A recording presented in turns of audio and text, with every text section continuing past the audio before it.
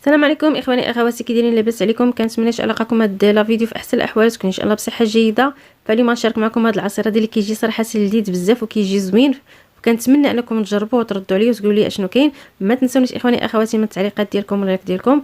هنا كنبغي نشكركم بزاف، كنتمنى لكم فرجه ممتعه مع هاد العصير هذا اللي غادي تشوفوه. صراحه كيجي غزال بزاف. هنايا كما كتشوفوا عندي 3 الحباس ديال البطاطا حلوه البنات. يعني هنا راه البطاطا حلوه هذه.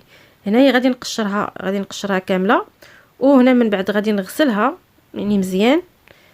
هنا كما كتشوفوا واخا انا راه مغسوله قبل، يعني حيت كما كتعرفوا الخضره راه ضروري خصها تغسل قبل. هنايا كما كتشوفوا انا راه كنقي فيها. هنا من بعد غادي نقطعها هكا طريفات صغار، وغندير لها واحد القياس ديال الماء،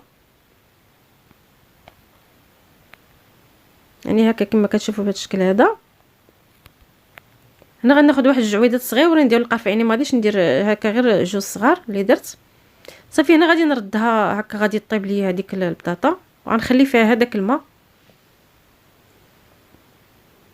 المهم هنايا كما كتشوفوا من بعد ما طابت البطاطا غادي نخليها هنا حتى غادي تبرد. المهم هكا طيديروه وجدوه على اتساع وخليوها تبرد. هنا عندي 2 حبات ديال الكاكي، وعندي هنا واحد 3 الحبات ديال التمرفيط اللي رقدتهم في الماء. انا غادي نقشر هاد الفاكهه هذه، فصراحه كيجي زوين بزاف وكنتمنى انكم تجربوه.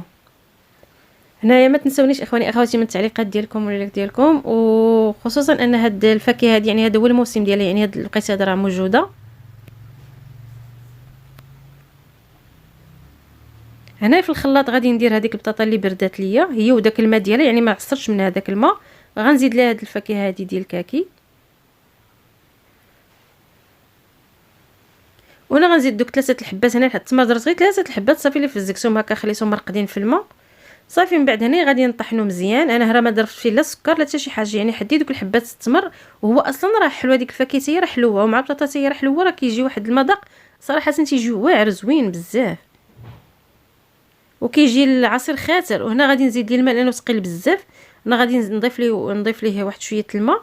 هنا بالنسبه للماء نتوما غادي تشوفوا الماء على القياس اللي بغيتو، واش خفيف او لا ثقيل. انا هنا راه زدت ليه الماء ولكن راه بقى ثقيل. المهم هذا القياس هذا اللي درت، فراه غادي تشوفوا شحال غادي يخرج ليا. هنا كما كتشوفوا انا هنا غادي نخويه في الكيسان.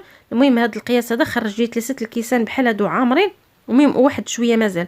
وبالنسبه اللي بغى يخفيف، الا كان خفيف فراه غيجي يخرج لكم 4 الكيسان. فكان هذا هو لا فيديو ديال اليوم، فكنتمنى انكم تجربوه وتردوا عليا، وكنتمنى الاعجاب ديالكم. وهنا كنبغي نشكر جميع الاخوان والاخوات اللي من المغرب وخارج المغرب، وكنتمنى التوفيق للجميع، وكنقول لكم السلام عليكم حتى الفيديو اخر ان شاء الله.